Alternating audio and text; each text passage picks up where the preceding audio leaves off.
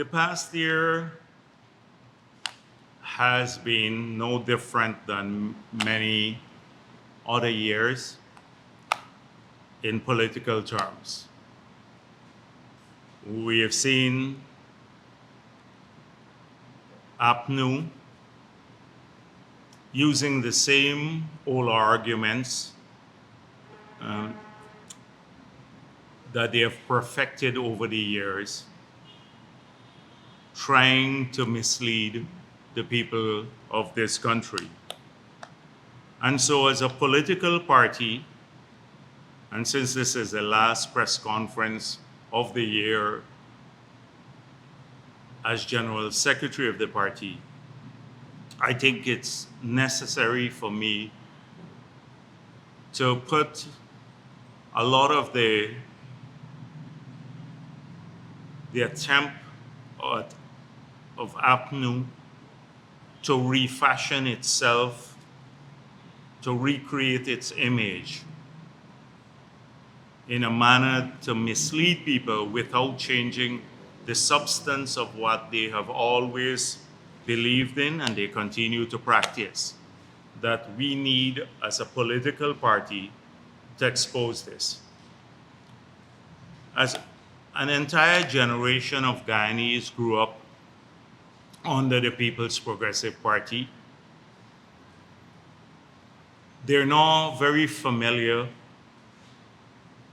with the political history of the country. They may have read it, but they did not live through it. And so they cannot relate to issues of lack of freedom, lack of democracy, dictatorship, economic deprivation wrought by bad policies practiced by that was the result of bad economic policies of the government. They can't relate to those issues in a manner that is through experience, only through books and maybe reading. And many people don't even take time to familiarize themselves with our economic and political history. So many times I speak to young people, and they would never believe that at one time in this country you could go to prison from eating bread made from wheat, that the police will come and check your pots if you cook potato or peas, or you had a can of sardines. People had to eat the can of sardine, bury the can somewhere, or dump it far from the home, because if you're caught with the can, you end up in the police station. I have a friend whose parents, they had a bakery, and whose parents were dragged off. He was a little child left alone at home because both of his parents were taken by the police because they were baking bread made from wheat. And so if you talk to young people today, they would think this is a different part of the world. But that happened here in Guyana in not such a distant past. And growing up,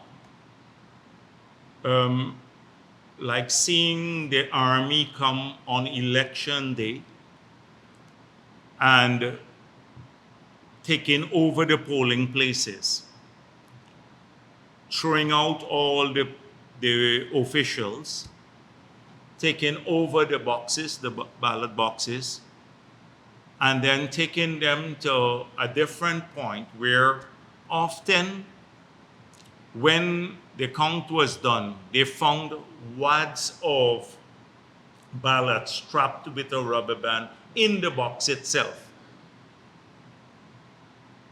And APNU used to win at that time.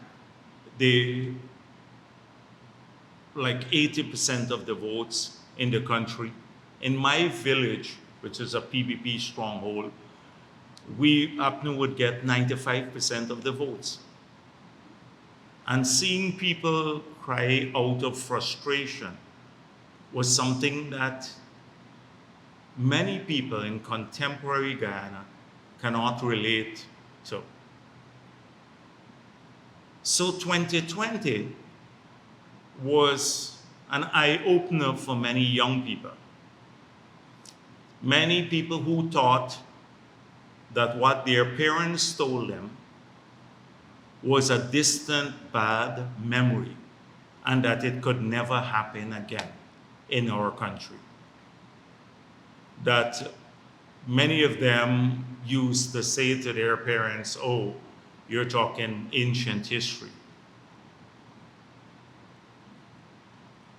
APNU proved in 2020 that it never changed. It never changed. That for nearly 3 decades it stayed in office through stealing elections. And then the first chance they got at power again in the 2015 to 2020 period, they sought to rig those elections again. And so we must never forget this. That's the nature of the political party we're dealing with. I have here the COI, the International Commission of Inquiry into the general and regional elections of Guyana that were held on March 2020. And this document just reinforces all that we know in this country. But if there was any doubt about it, the findings were very clear. And so if you look at the findings, I'm just going to read a couple of the conclusions in the summary of finding. 1, there was a conscious and deliberate, even brazen, effort to violate the provisions of Section 84(1) of the Representation of People Act. Now, that's the act under which elections are conducted in Guyana. 2, senior GCOM officials abandoned all need for neutrality and impartiality and demonstrated a bias for a competing political party. And in the course of events over those days, showed an open connection with that party, and by their efforts sought a desired result for that party. That's the People's National Congress, APNU AFC. CEO, Mr. Keith Lowenfield, DCO, Ms. Roxanne Myers, and RO, Mr. Claremont Mingo, were principally responsible for clear and deliberate attempts to frustrate, obstruct, and subvert the ascertainment of votes in Electoral District Number 4.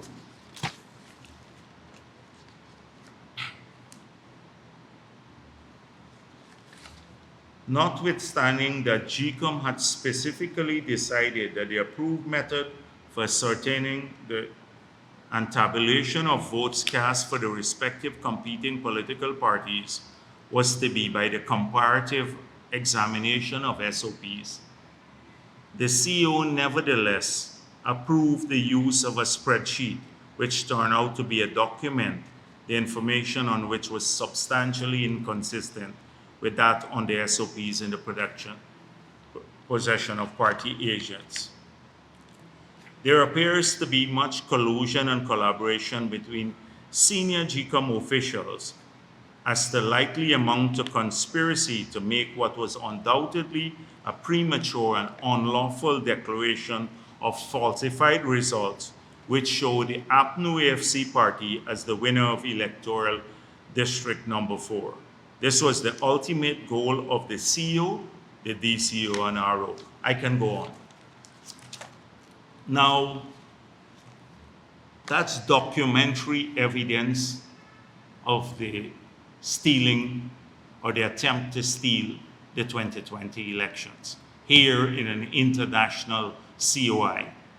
If you go back to the past, you will see Lord Avebury report and many other reports that documented the history of stealing elections in Guyana. So, one thing is very clear today, that the party, the PNC AFC, never really changed in the past maybe 30, 40 years. They've always tried to stay in power through stealing, or have stayed in power through stealing elections. But what is particularly egregious is the attempt to paint themselves as the Democrats in our society, that they're the ones concerned about freedom, the probity of the electoral roll, that is the list of voters, which they always have concerns about. They're very good at that sort of projection, but the reality is this is a party that steals elections. You recall, until today, I can't see how anyone could listen to a Ramjatan or a Kati Hughes or anyone of that ilk who stood up before the people of this country and sought to justify the stealing when they knew, based on their own statements of poll, that they had lost the elections. And privately, they admitted this. They were, you would recall, the issue of the Russians, that the Russian hackers came and tried to help the PPP steal the elections. So today when I see a Ramjatan speaking or a Katiyu speaking, I know that they have no credibility whatsoever. Now, we can easily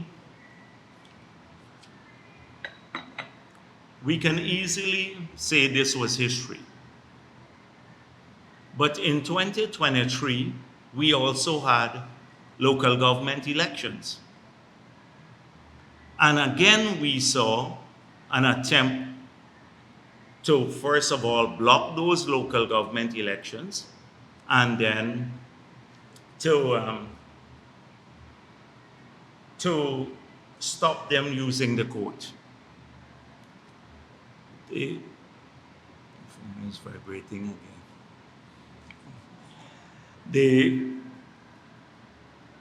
So two cases were filed by Carol Joseph. One was, in fact, by the APNU.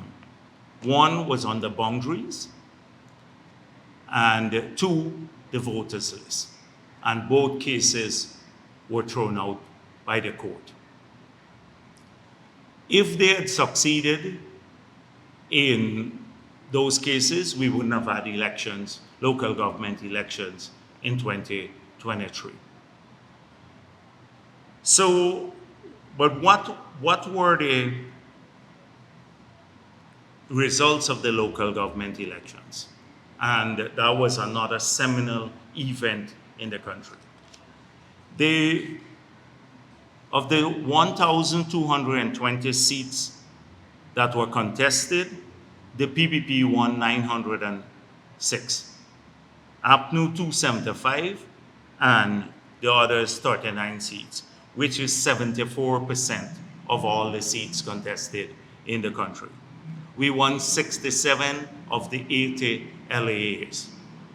We increased our votes in Kwakwani, Mukah, Linden, Georgetown, New Amsterdam, and in Bartica and Madhya, we won those two areas. In every one of APNU's strongholds, we won more votes. And these were Afro-Guyanese communities, mainly, that the PPP expanded its strength in. So one thing today is very clear, that the only political party that has shown progression through free and fair elections, winning support across race in this country, is the People's Progressive Party. In almost all the Amerindian communities where we had elections, local government elections, contested in Letem and Aranaputa in Region 9, we won those outright. They didn't even contest. In Matthews Ridge and Port Kaituma and Maburuma, we increased our support. Almost every, in Madhya also we won there. So almost every Amerindian community, we increased our support. We increased our support in areas where Afro-Guyanese live predominantly, the areas I mentioned. And in the Indo-Guyanese communities, we also did extremely well. APNU did not contest in many of them.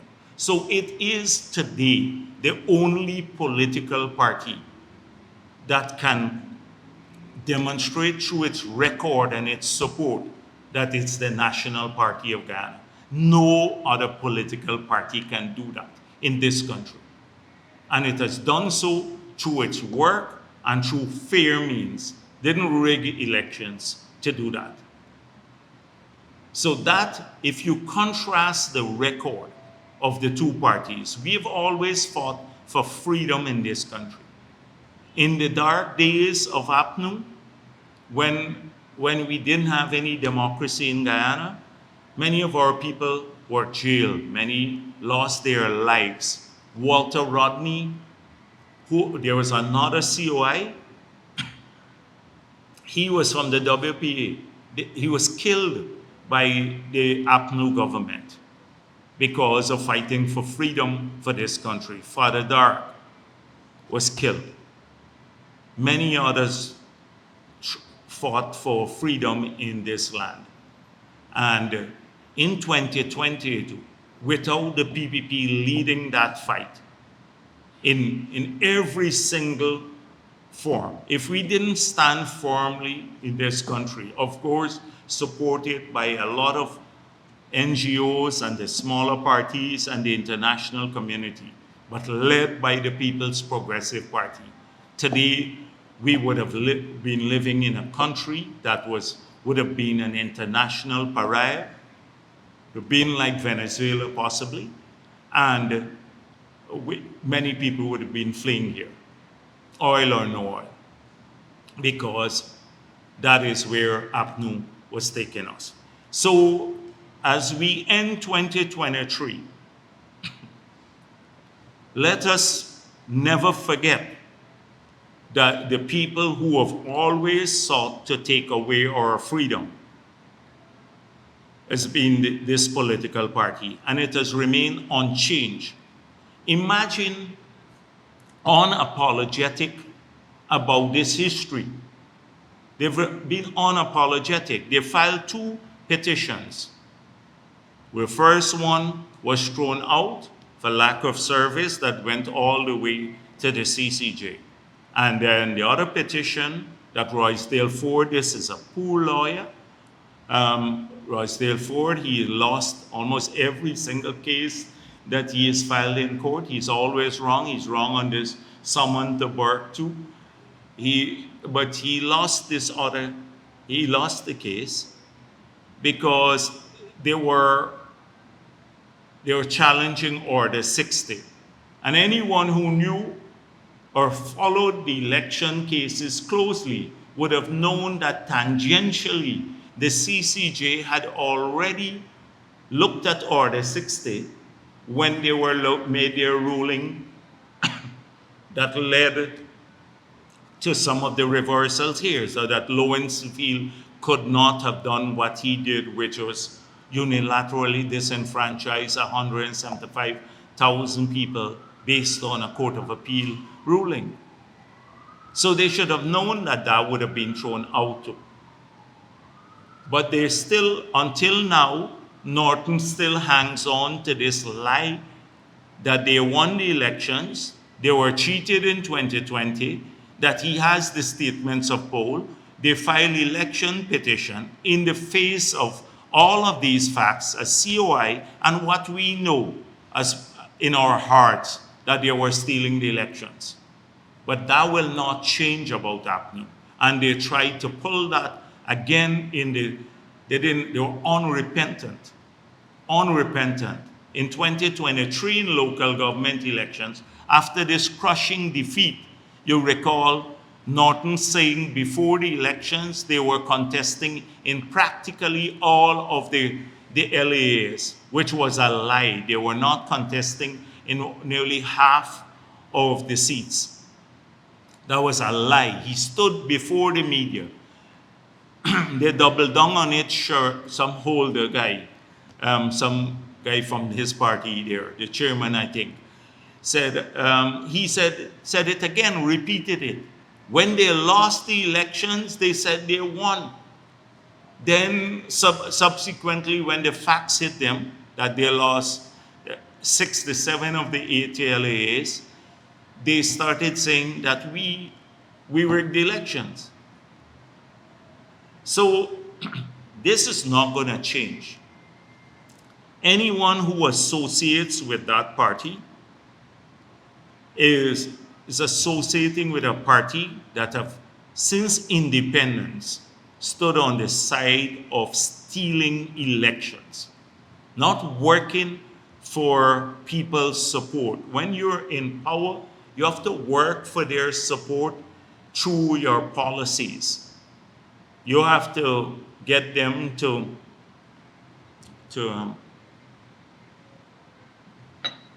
support you because you look after their concerns.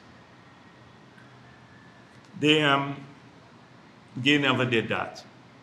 They believe that you can just steal the elections. So that's the first thing I wanted at the end of the year, to show you a clear difference between the two parties. One party that has fought for freedom from independence, if you trace our history, to keep our country free, and another party that's just moved to enslave, to take away our freedom, enslave our people. The second thing that I wanted to talk about is this racism, which has always been a potent tool of APNU again.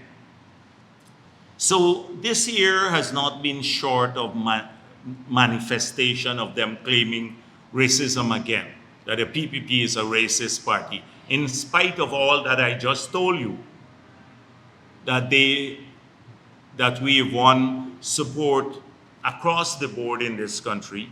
They continue to pursue this lie. So they had several activities in Washington, the Washington conference. When pressed at the conference, they said they didn't have evidence. They ended the conference with one thing, which is that the US must sanction Jagdeo. They then had the fact finders, the so-called fact finders, come to Guyana. They chaperoned them, they came with a preconceived idea, and apparently they came here to find evidence to support that. And that is why they were led by Roysdale Ford and the others, taken around by APNU to just strongholds of the APNU AFC, New Amsterdam, Linden, and at Critchlow Labour College. At each of these places, they were confronted with a changed People's Progressive Party, because the people who confronted them about APNU's lies and the lack of credibility in what they were saying were supporters from these communities who were Afro-Guyanese themselves. They became very inconvenient to the fact-finding mission, so they were not given a chance to speak, to demonstrate that the only racist party in Guyana is APNU. And so the fact-finders left the country, and no doubt they will produce a jaundiced report not reflective of this, what really took place. So today, until now, this party cannot move away from its history of using race to divide our people. And that's another defining characteristic of the People's National Congress. It's a elite-based party, race-based party. It can't cross a threshold. And therefore, today, if you look at the ERC, we don't have a single case filed before the ERC now, which is the constitutional body for discrimination. That is where you could have gone to file cases. If there was such a big set of discrimination in this country, you can use the two mechanisms that are there to address this, the ERC or our courts.